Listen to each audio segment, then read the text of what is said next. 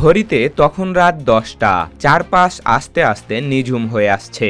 আপনি ভাবছেন শহর বুঝি ঘুমানোর প্রস্তুতি নিচ্ছে, কিন্তু এই সময়ে পশ্চিমবঙ্গের যে কোনো বড় রাস্তায় বের হলে যে দৃশ্য চোখে পড়বে তা কোনো সিনেমার দৃশ্য নয়, একেবারে খাঁটি বাস্তব। পুরো রাজপথ জুড়ে শুয়ে আছে শত শত পরিত্যক্ত গরু, গাড়ি দাঁড়িয়ে আছে, অ্যাম্বুলেন্স যেতে পারছে না, মানুষ হাঁটতে পারছে না। আর এই ছবি কোনো একটা শহরের না, পুরো পশ্চিমবঙ্গ জুড়ে এই মুহূর্তে এক মারাত্মক নীরব সংকট তৈরি হচ্ছে।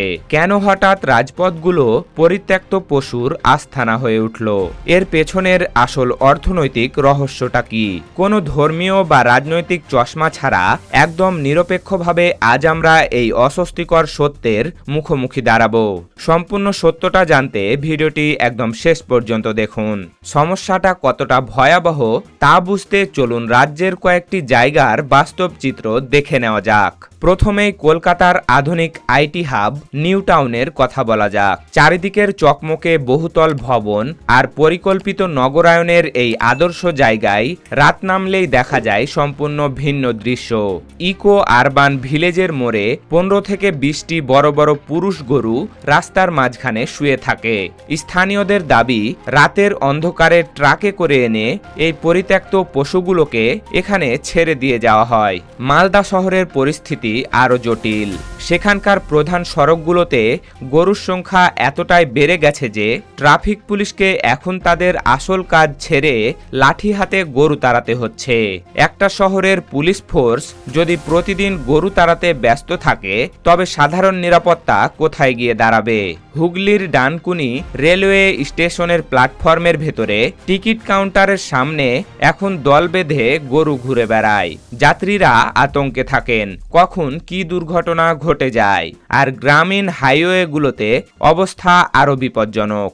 সদলাপুরের মতো রাস্তায় রাতের অন্ধকারে বাইক বা গাড়ি নিয়ে চলার সময় হঠাৎ সামনে চলে আসে গরু। ঘুটঘুটে অন্ধকারে হর্ন দিলেও তারা নড়ে না। এরকম পরিস্থিতিতে একটা বড় দুর্ঘটনা ঘটতে মাত্র 5 থেকে 10 সেকেন্ড সময় লাগে। হঠাৎ করে পশ্চিমবঙ্গের রাস্তায় এত গরু কোথা থেকে এলো? এটা বুঝতে হলে আমাদের গ্রামীণ অর্থনীতির চক্রটা বুঝতে হবে। ভারতে গবাদি পশুপালন শুধু ধর্মীয় আবেগ নয়, এটি কৃষকদের রুটিরুজির অংশ। একজন খামারি বা গোপালক মূলত দুটি কারণে গরু পালেন। প্রথমত, প্রতিদিনের দুধ বিক্রি করা, আর দ্বিতীয়ত গরু বুড়ো হয়ে গেলে তা বিক্রি করে নতুন বাছুর কেনার পুঁজি জোগাড় করা। একটি গরু যখন বুড়ো হয়ে যায় তখন সে দুধ দেওয়া বন্ধ করে দেয়।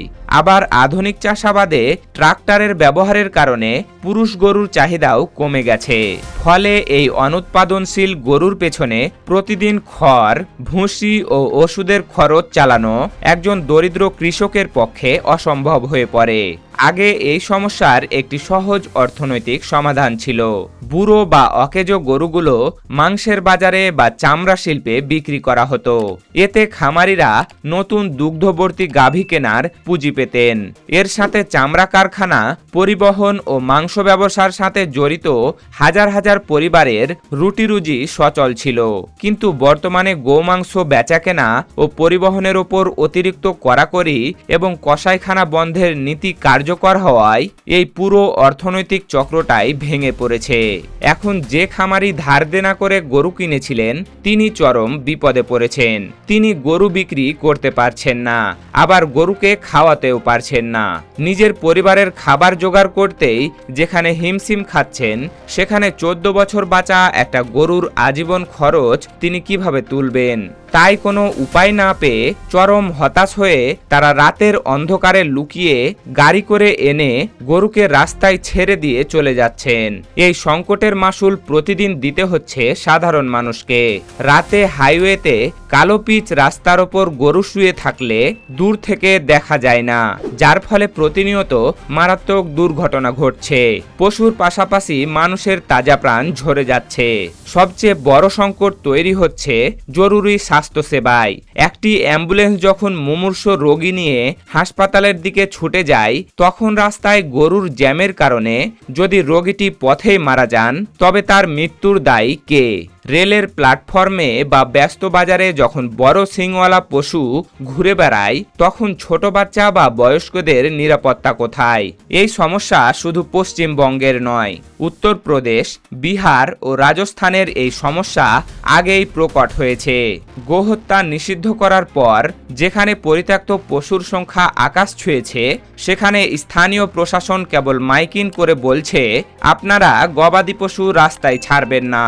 কিন্তু যে মানুষটার নিজের ঘরেই খাবার নেই তাকে শুধু মাইকিং বা আইনি হুমকি দিয়ে এই সমস্যার সমাধান করা কি আদেও বাস্তবসম্মত?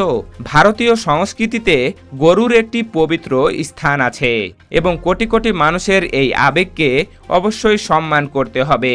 কিন্তু আমাদের মনে রাখতে হবে আবেগ দিয়ে কখনো অর্থনীতি চলে না, আবেগ দিয়ে পশুর পেট ভরে না, আর আবেগ দিয়ে রাস্তার দুর্ঘটনাও ঠেকানো যায় না।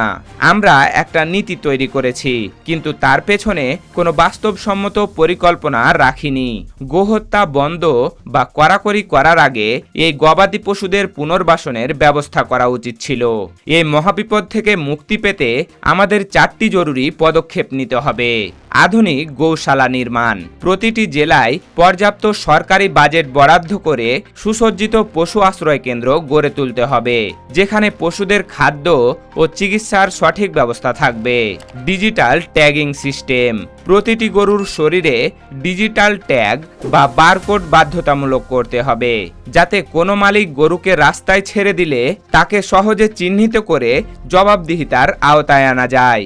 খামারিদের আর্থিক সহায়তা, প্রান্তিক ও দরিদ্র কৃষকদের জন্য বিশেষ সরকারি ভর্তুকি বা প্যাকেজের ব্যবস্থা করতে হবে যাতে বুড়ো গরুর রক্ষণাবেক্ষণ তাদের জন্য বোঝা না হয়ে দাঁড়ায়। রাজনীতিমুক্ত আলোচনা, এ বিষয়ে ধর্মীয় আবেগকে সম্মান জানিয়েই সব পক্ষকে একসাথে বসে একটি খোলামেলা ও রাজনীতিমুক্ত অর্থনৈতিক সমাধান খুঁজতে হবে। বন্ধুরা, ভালোবাসার মানে শুধু মুখে বড় বড় দাবি করা বা স্লোগান দেওয়া নয়, ভালোবাসার আসল মানে হলো দায়িত্ব নেওয়া। আমরা যদি সত্যি গরুকে শ্রদ্ধা করি তবে তাদের এভাবে রাজপথে অনাহারে রেখে প্লাস্টিক খাইয়ে দুর্ঘটনায় রক্তাক্ত হতে দেওয়া কোনোভাবেই প্রকৃত সম্মান হতে পারে না। এটা কোনো হিন্দু মুসলিম ইস্যু না, এটা মানুষের ইস্যু, পশু অধিকারের ইস্যু এবং একটা ব্যর্থ নীতির ইস্যু যার খেসারত সাধারণ মানুষ দিচ্ছে। আপনার কি মনে হয় পশ্চিমবঙ্গে এ অবস্থার জন্য কে দায়ী? এই পরিস্থিতি কি পশ্চিমবঙ্গের মুখ্যমন্ত্রী শুভেন্দু অধিকারীর করা আইনি বার্তার কারণেই হয়েছে?